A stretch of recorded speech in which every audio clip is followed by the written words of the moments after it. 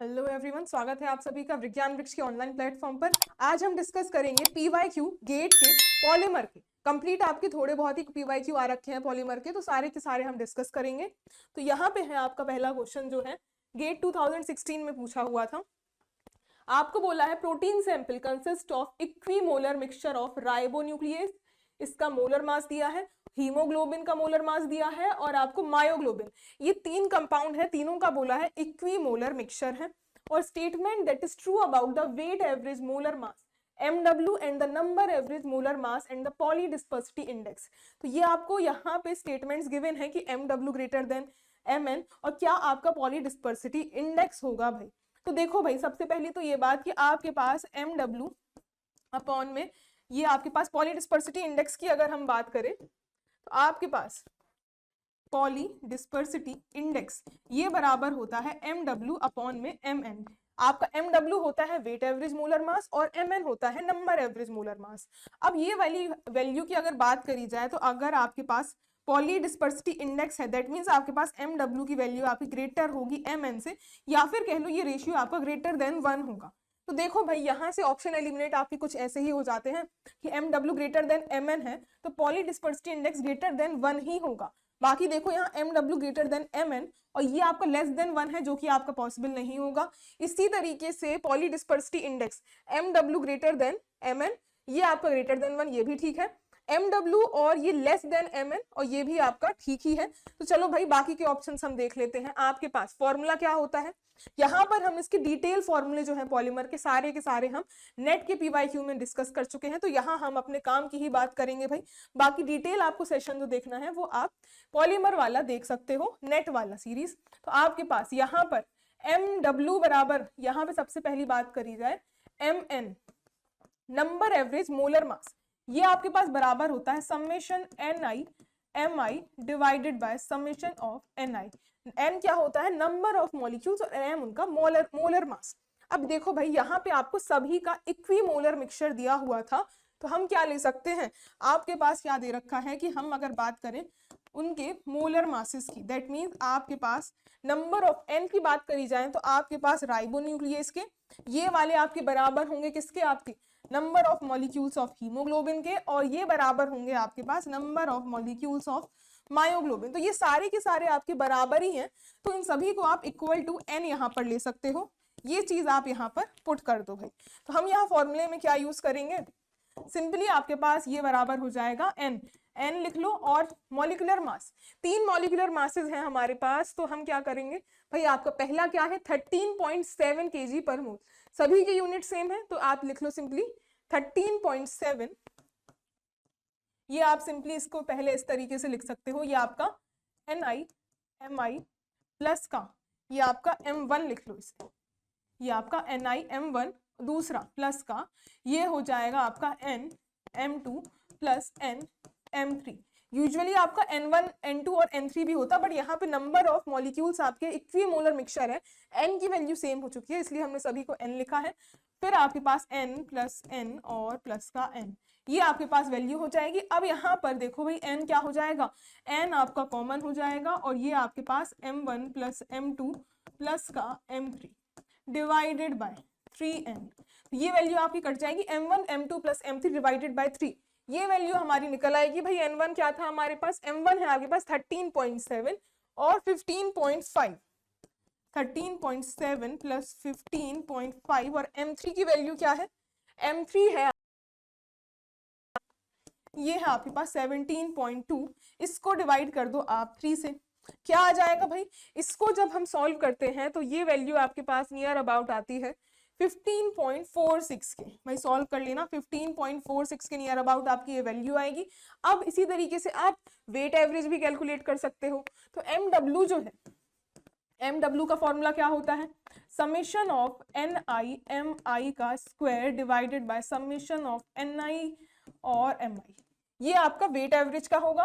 अब ये आपके पास N M1 का स्क्वायर प्लस N M2 का स्क्वायर प्लस N M3 का स्क्वायर, ये आपका whole divided by N M1 plus N M2 plus का N M3। अब यहाँ पर ऊपर भी आप n कॉमन ले सकते हो और नीचे भी n, दोनों ही कॉमन लोगे, आपका दोनों जगह ही कैंसिल आउट हो जाएगा भाई। किस तरीके से, आपके पास ये n जो है कॉमन ले लो, m1 का स्क्वायर प्लस m2 का स्क्वायर प्लस m3 का स्क्वायर होल डिवाइडेड बाय, यहाँ पे भी आप n कॉमन ले लो, m1 प्लस m2 प्लस का m3। ये वैल्यू आपकी n से n कैंसिल हो गया। अब ये फॉर्मूला रह गया आपका m1 square plus m2 square plus m3 square divided by सभी का सम। अब m1 आपके पास क्या है, m1 है आपके पास 13.7 का होल स्क्वायर प्लस 15.5 का होल स्क्वायर प्लस ये वाला आपके पास क्या था 17.2 का होल स्क्वायर, ये रहा भाई इसका होल डिवाइडेड बाय आपके पास 13.7 प्लस 15.5 प्लस का 17.2। इसको, इस वैल्यू को आप सॉल्व कर लो भाई। सॉल्व करने पे आपके पास ये वैल्यू आएगी 15.589 के अप्रोक्सीमेटली, ये वाली वैल्यू आ जाएगी 15.589। ये हमारे पास MW की वैल्यू हो गई और MN की वैल्यू हमारे पास आई थी 15.4 के समथिंग, 15.46 समथिंग वैल्यू आई थी।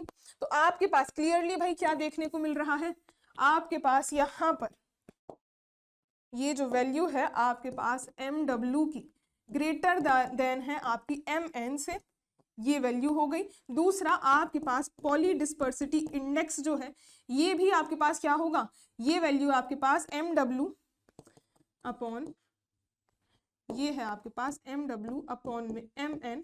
MW ज्यादा है तो आपके पास क्या हो जाएगा भाई 15.589, तो ये आ जाएगी 15.59 डिवाइडेड बाय 15.46 ग्रेटर देन 1, ये वाली भी वैल्यू रहेगी। तो आपके पास क्वेश्चन में क्या क्या बताना था आपको, ये MW जो है वो आपके पास MN किसके बराबर है आपका, यहाँ पे दोनों की बात करी जाए 15.5, तो भाई यहाँ पे 15.5 आपका कैसे आएगा, ये जो वैल्यू है इसको राउंड ऑफ कर लो, ये आपकी 15.5 के ही इक्वल आएगी।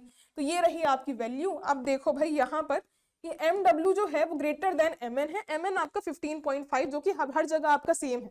अब बताना है पॉली डिस्पर्सिटी इंडेक्स जो है वो ग्रेटर देन 1 होगा, बिल्कुल सही है भाई, फर्स्ट स्टेटमेंट आपकी बिल्कुल करेक्ट है, ए ऑप्शन ही आपका करेक्ट हो जाएगा। बाकी देखो यहाँ पर MW जो है ये आपके पास ग्रेटर देन है MN से, लेकिन यहाँ पर आपके पास क्या दे रखा है, MW की वैल्यू 15.5 है, पर हमारे पास MW क्या निकल के आया, MW आपके पास 15 ये आपकी नियर अबाउट अगर वैल्यू निकालने जाओगे ना तो ये वैल्यू आपके पास आएगी कितनी, MW अप्रोक्सीमेट निकालोगे तो 15.6 निकल के आएगी, ना कि 15.5। तो यहाँ पे आपको बहुत ही एग्जैक्ट आपको यहाँ पे कैलकुलेशन करनी पड़ेगी, तभी आपका आंसर जो है वो सही आएगा। तो देखो भाई यहाँ पर ये MW जो है ये आपका 15.5 के बराबर नहीं है, ये आपका MN की वैल्यू है, तो ये C कट गया, सेकंड तो हमने पहले ही काट दिया था। अब देखो MW ये भी आपका यहाँ पर दे रखा है कि आपका वैसे तो पॉली डिस्पर्सिटी इंडेक्स ही देख लो, ये आपका ग्रेटर देन 1 होगा, तो ये भी आपका कैंसिल हो जाएगा, ये भी आपकी इनकरेक्टली ही गिवन है भाई। तो ये रहा आपका सवाल और इसका सॉल्यूशन हमने डिस्कस कर लिया है। चलिए नेक्स्ट क्वेश्चन की बात करते हैं। अब नेक्स्ट क्वेश्चन है गेट का 2022 से, तो इसमें आपको radius of gyration in nanometres around of आपको करना है डेसिमल प्लेस, 1 डेसिमल प्लेस पे, और आपको फॉर 3D रैंडम कॉइल आपको लीनियर पॉलीइथिलीन की लिए निकालनी है। तो रेडियस ऑफ गायरेशन का आपके पास क्या फॉर्मूला होता है, रेडियस ऑफ गायरेशन की बात करी जाए सिंपली आप इसको RG से रिप्रेजेंट कर लो, इसका आपके पास होता है N, ये होता है N, ये आपके पास डिवाइडेड बाय 6 इसकी पावर 1/2, और ये आपके पास होती है बॉन्ड लेंथ। यहाँ पे रेडियस आपके पास होती है N, क्या होता है आपके पास number of repeating monomeric units होती हैं। अब भाई पॉलीइथिलीन में यहाँ पर आपके पास क्या होता है, पॉलीइथिलीन में आपके पास कुछ इस तरीके से आपकी रिपीटिंग यूनिट्स होती हैं, ये रही आपके पास रिपीटिंग यूनिट्स, इस तरीके से आपका होल N ये आपका पॉलीमर बनता है, और रिपीटिंग यूनिट्स आपके पास ये रहती है, ये इथिलीन आपके पास इस तरीके से होता है। वैसे तो आपके पास यहाँ पर होनी क्या चाहिए भाई, यहाँ पे थोड़ा कंफ्यूजन होता है कि भाई CH और ये आपके पास इथिलीन जो है ये आपकी रिपीटिंग यूनिट होनी चाहिए, उसके अकॉर्डिंग यहाँ पर आपके पास ये ओवरऑल मॉलिक्यूलर वेट जो है ये आपके पास क्या है, ये नंबर ऑफ रिपीटिंग चेन का मॉलिक्यूलर वेट होता है।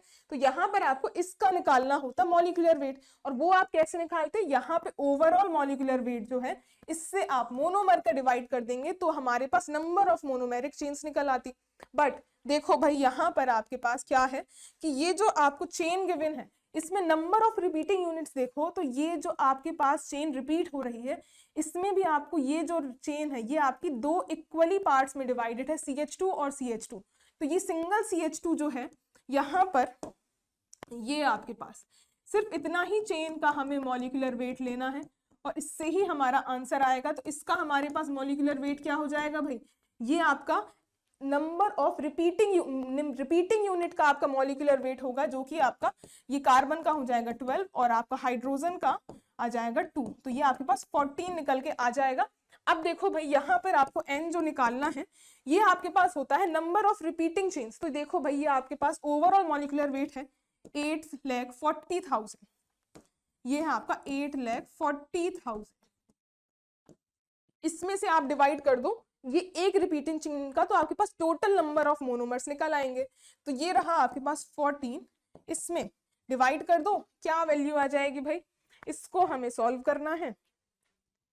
ये आपके पास सॉल्व होकर आएगा 88,40,000 डिवाइडेड बाय 14, ये वैल्यू आपके पास आएगी 60,000 के बराबर।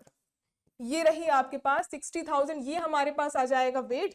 ये आपके पास पूरा लीनियर पॉलीइथिलीन का दिया हुआ था, तो लीनियर पॉलीइथिलीन ये पूरा आपका पास पॉलीमर का गिवन था, हमने निकाल लिया रिपीटिंग चेन का।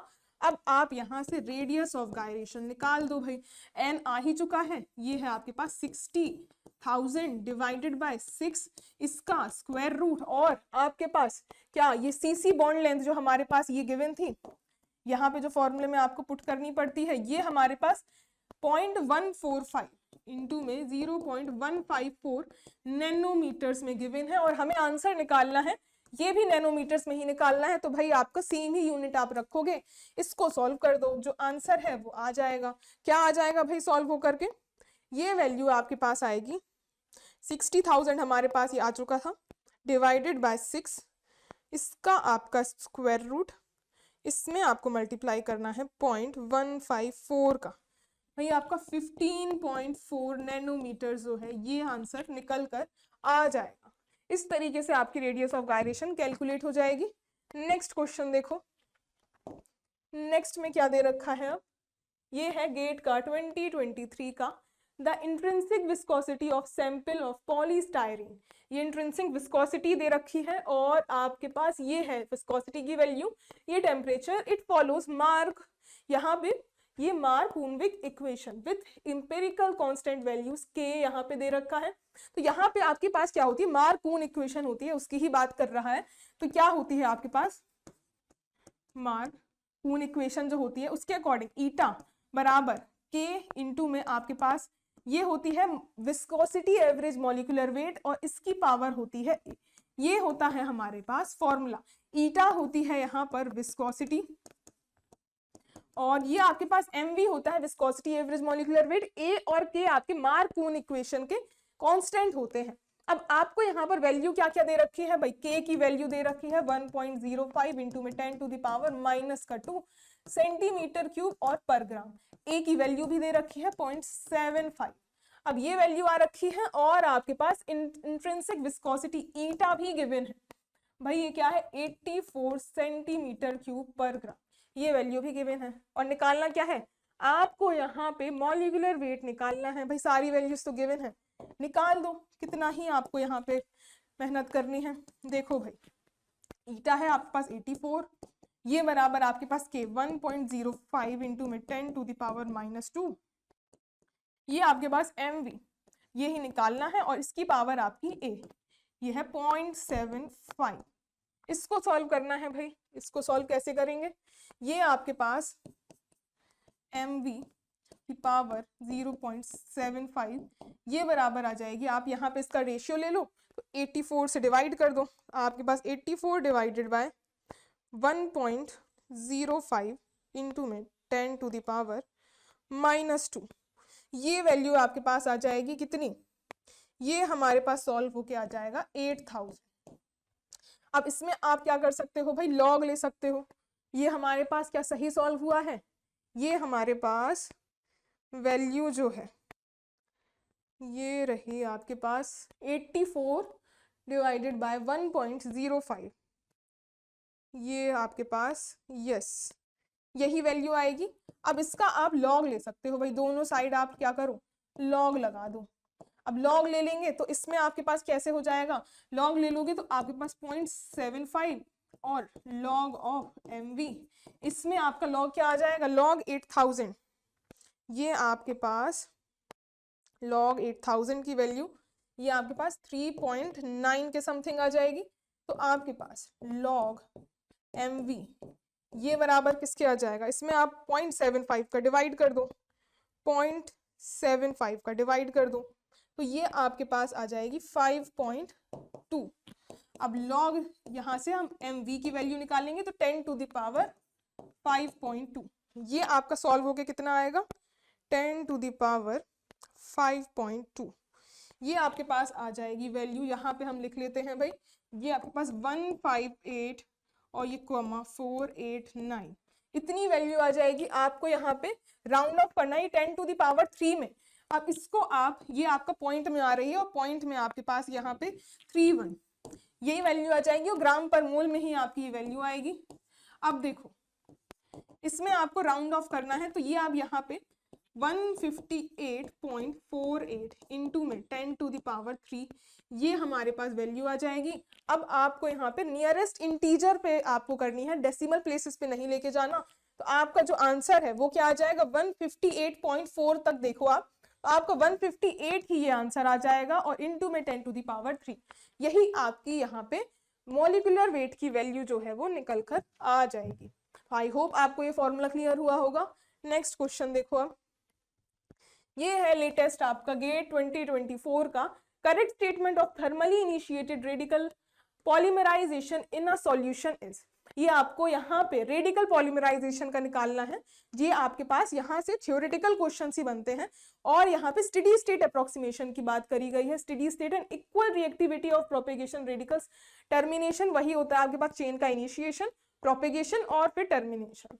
अब आपको बताना क्या है, और नोट चेन ट्रांसफर रिएक्शन।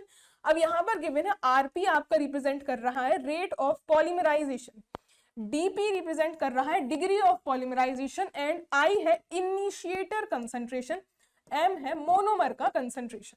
अब स्टेटमेंट में क्या दे रखा है, आपको करेक्ट स्टेटमेंट बताना है थर्मली इनिशिएटेड रेडिकल पॉलीमराइजेशन के लिए। क्या पूछा है आपके पास, विद इंक्रीज इन आई यानी कि इनिशिएटर का कंसंट्रेशन, बोथ आरपी यानी कि आपके पास रेट ऑफ पॉलीमराइजेशन, इसमें आपके पास फॉर्मूले में होते हैं, उसको रिलेशन डायरेक्ट पूछा जाता है, जिसके अकॉर्डिंग क्या फॉर्मूले होते हैं भाई आपके पास देखिए, इसमें आपके पास रेट ऑफ पॉलीमराइजेशन की बात करें, रेट ऑफ पॉलीमराइजेशन ये बराबर होता है आपके पास, ये आपके पास के आर आपका रेट कांस्टेंट होता है। अब के आर आपका रेडिकल, ये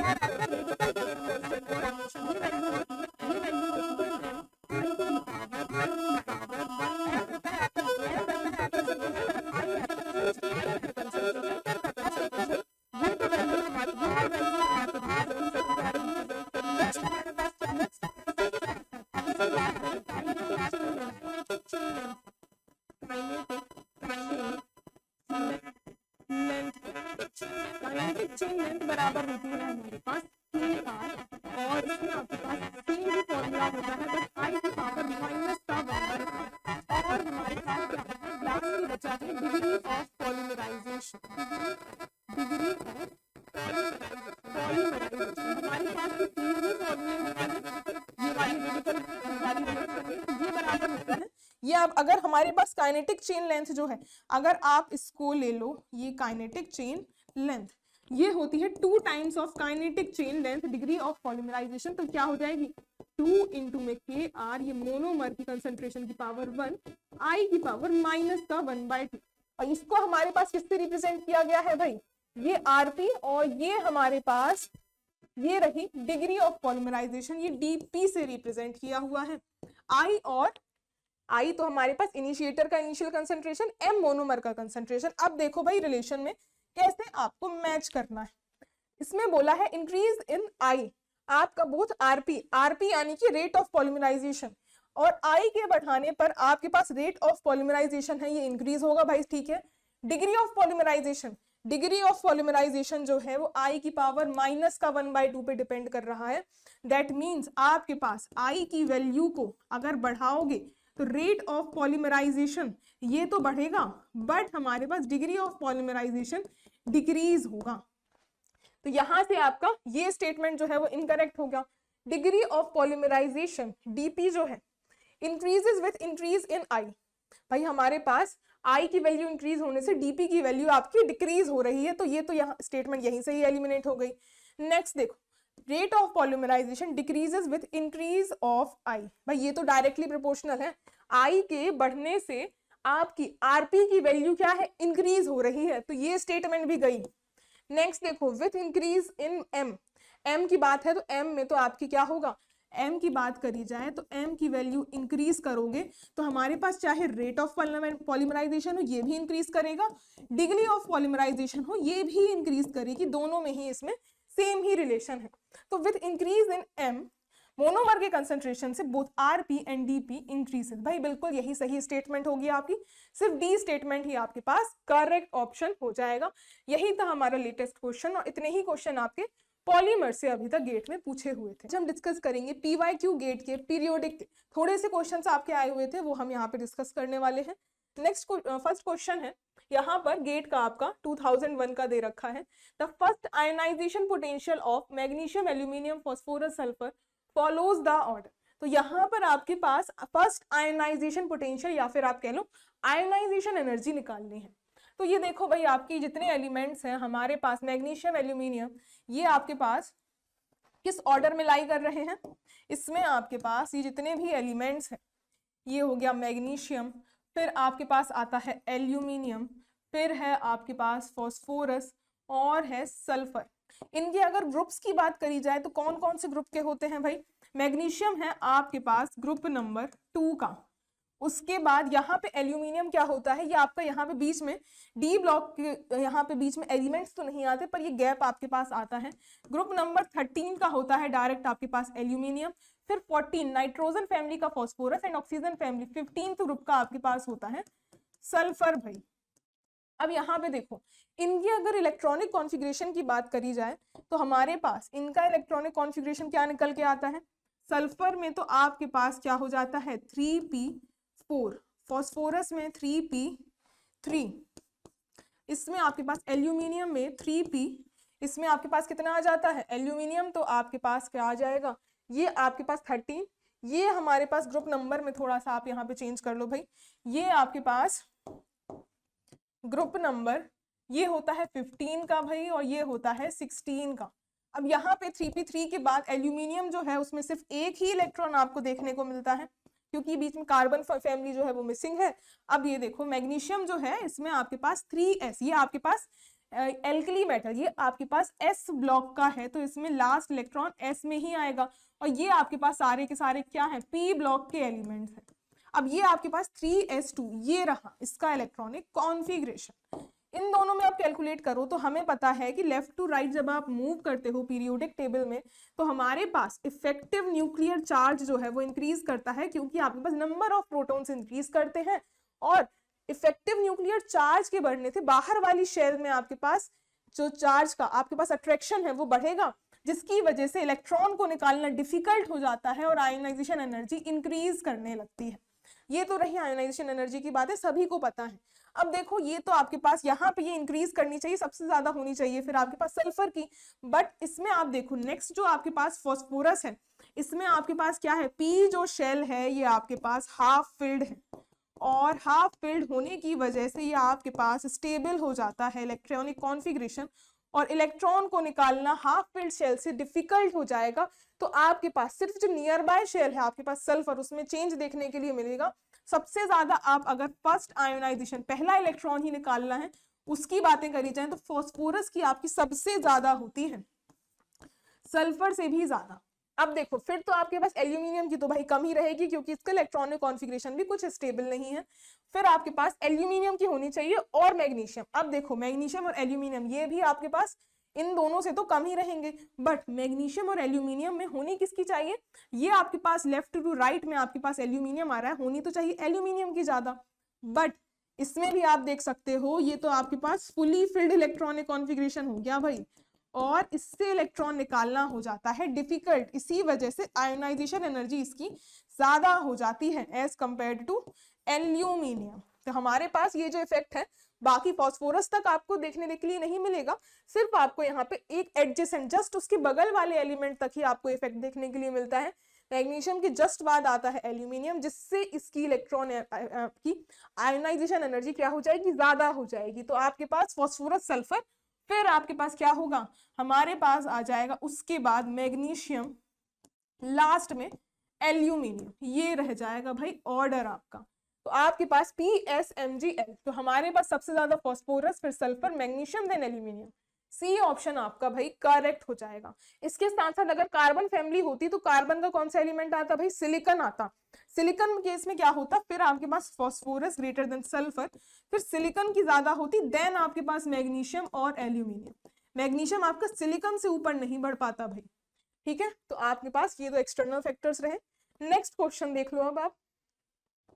नेक्स्ट में क्या दे रखा है आपको, गेट का 2006 का सवाल है, the series with the correct order of decreasing ionic size. ये आपके पास आयोनिक साइजेस दे रखे हैं, कौन कौन से एलिमेंट हैं आपके पास है K+, कैल्शियम 2+, सल्फाइड आयन और क्लोराइड आयन। ये आपके पास K+, कैल्शियम 2+, ये सारे के सारे कैसे हैं भाई, ये हमारे पास आइसो इलेक्ट्रॉनिक विथ ऑर्गन है। ये कैसे हैं, ये सभी आपके आइसो इलेक्ट्रॉनिक हैं, iso electronic with nearest noble gas organ. सभी का आपका 18 के इक्वल आ रहे हैं नंबर ऑफ इलेक्ट्रॉन्स। अब देखो भाई आपको यहाँ पे साइज का ऑर्डर बताना है, तो हमारे पास आयोनिक साइज का ऑर्डर हमने पढ़ रखा है, ये आपके पास डायरेक्टली प्रोपोर्शनल होता है नेगेटिव चार्ज के। जितना ज्यादा नेगेटिव चार्ज होगा उतना ही ज्यादा आपके पास साइज होगा, और इनवर्सली प्रोपोर्शनल होता है पॉजिटिव चार्ज के। बस इतना ही आपको जानना था यहाँ पे। अब निकाल लो ऑर्डर, क्या आ जाएगा, नेगेटिव चार्ज। देखो अगर हम साइज निकालने जाएंगे, आयोनिक साइज का ऑर्डर निकालो भाई। सबसे ज्यादा नेगेटिव चार्ज सुनो किसमें है आपके पास, सल्फाइड में, एस में 2- चार्ज, सबसे ज्यादा साइज इसका हो जाएगा। देन अब Cl-, इन दोनों में तो पॉजिटिव आ गया, ये तो लीस्ट हो गए। अब नेगेटिव बचा है क्लोराइड पे। अब ये देखो पॉजिटिव चार्ज के इनवर्सली प्रोपोर्शनल है, तो जिसमें कम होगा वो आपका ज्यादा साइज का होगा। कम चार्ज देखो आपका K+ में है, कैल्शियम में ज्यादा चार्ज है तो कैल्शियम तो आपका लीस्ट हो जाएगा। इसके बाद K+ और लीस्ट आपके पास कैल्शियम 2+ में, ये आपका आयोनिक रेडियाई का ऑर्डर हो जाएगा भाई। तो आपका सबसे ज्यादा आपका सल्फाइड में, फिर क्लोराइड, फिर पोटेशियम, देन कैल्शियम। ये रहा आपका करेक्ट ऑर्डर। नेक्स्ट क्वेश्चन देखो, अब है 2010 से। इसमें आपके पास क्या पूछ रखा है भाई, among the following pentachlorides the one which does not exist due to inert pair effect is। तो कौन सा आपका नहीं एग्जिस्ट करता इनर्ट पेयर इफेक्ट की वजह से। तो देखो ये आपके पास है नाइट्रोजन की फैमिली के, ये है आपके पास नाइट्रोजन की फैमिली के एलिमेंट्स की बात करी जाए, नाइट्रोजन, फॉस्फोरस, आर्सेनिक, ये आपके पास एंटीमनी और ये बिस्मथ, ये हैं आपके पास एलिमेंट सारे के सारे। अब आपके पास क्या होता है, ये आप जब डाउन द ग्रुप मूव करते हो, इसके आपके पास ये ग्रुप नंबर 15 के होते हैं। तो इस ग्रुप 15 की आपकी मैक्सिमम ऑक्सीडेशन स्टेट क्या होती है, ये आपकी +5 इनकी मोस्ट स्टेबल ऑक्सीडेशन स्टेट होती है। अब आपके पास डाउन द ग्रुप मूव करने पर आपके पास इनर्ट पेयर इफेक्ट लगता है। अब इनर्ट पेयर इफेक्ट होता क्या है, बात करी जाए इनर्ट पेयर इफेक्ट की। इनर्ट पेयर इफेक्ट, तो इनर्ट पेयर इफेक्ट क्या होता है, जैसे आपके पास ये वाले ग्रुप 15 के एलिमेंट्स हैं, आपका क्या इलेक्ट्रॉनिक कॉन्फ़िगरेशन होगा, ये होगा आपका NS इलेक्ट्रॉन और ये हैं आपके NP इलेक्ट्रॉन्स। इसमें आपके पास 2 इलेक्ट्रॉन्स और इसमें होते हैं 3 इलेक्ट्रॉन्स। अब देखो भाई यहाँ पर क्या होता है इनर्ट पेयर इफेक्ट में, जैसे जैसे आप डाउन द ग्रुप मूव करते जाते हो आपके पास ये वाले जो इलेक्ट्रॉन्स हैं, कौन से वाले इलेक्ट्रॉन्स, ये आपके जो एनएस में इलेक्ट्रॉन्स हैं ये आपके इनएक्टिव होते जाते हैं। अब ये इनएक्टिव होते जाते हैं तो ये आपके रिएक्ट नहीं करते, पार्टिसिपेट नहीं करते, तो ये आपको ऑक्सीडाइज होते नहीं हैं। तो आपके पास क्या होती है, डाउन द ग्रुप मूव करने पर इनके इनएक्टिव पार्टिसिपेशन की वजह से +3, ये 3 इलेक्ट्रॉन की वजह से ही आपकी जो ऑक्सीडेशन आएगी वही रह जाती है। तो आपके पास डाउन द ग्रुप, ये हम लिख सकते हैं डाउन द ग्रुप, आपके पास stability of lower oxidation state increases, यानी कि आपकी यहां पर डाउन द ग्रुप जाने पर जो आपकी +3 ऑक्सीडेशन स्टेट है वो ज्यादा स्टेबल हो जाती है +5 से, जिसकी वजह से जो लास्ट एलिमेंट है ना आपके पास बिस्मथ, इस वाले केस में तो आपके पास +5 होती ही नहीं है। ऑक्सीडेशन स्टेट की स्टेबिलिटी की अगर यहाँ पर बात करी जाए तो इस केस में +3 ही ज्यादा स्टेबल बचती है, +5 इसमें लेस स्टेबल होती है, और जबकि ऊपर वाले एलिमेंट्स में आपकी +5 जो है वो ज्यादा स्टेबल होती है +3 में, और लास्ट में आते आते तो ये आपकी लीस्ट स्टेबिलिटी की हो जाती है due to inactive participation of NS. यही होता है इनर्ट पेयर इफेक्ट। अब देखो भाई यहाँ पे पेंटाक्लोराइड्स में कौन सा एग्जिस्ट नहीं करेगा, तो यहाँ पर पेंटाक्लोराइड, बिस्मथ का पेंटाक्लोराइड जो है वो आपका BiCl5 जो है ये आपका बिस्मथ +5 में क्या करेगा भाई, एग्जिस्ट नहीं करेगा, क्योंकि इसमें +3 स्टेबल है। इसमें स्टेबल कौन सी हो गई भाई, BiCl3, ये आपका स्टेबल हो जाएगा। तो हमारे पास बिस्मथ ये वाला आपका नहीं स्टेबल होगा, बाकी सारे यहाँ तक तो आपके पास +3 ही ज्यादा स्टेबल होती है, सिर्फ लास्ट में आपके पास इनर्ट पेयर इफेक्ट हैवीएस्ट लगता है। चलिए भाई नेक्स्ट क्वेश्चन देखो। अब देखो गेट का 2019 का, इसमें आपके पास gas phase bond length and dipole movement of the compound, ये आपकी बॉन्ड लेंथ और ये डाइपोल मूवमेंट गिवन है। जो गिवन है दैट मींस वो आपको ऑब्जर्व डाइपोल मूवमेंट गिवन है।